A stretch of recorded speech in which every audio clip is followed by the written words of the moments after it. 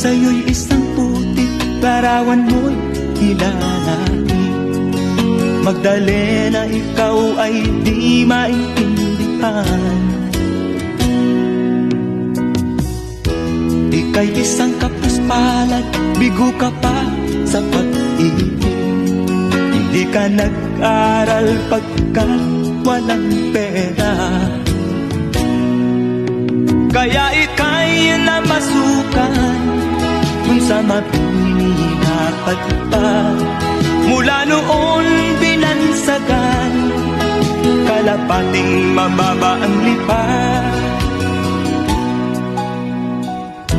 Hindi mo man ito nais, di kay walang magagawa, pagkat kailangan mo mabuhay sa mundo.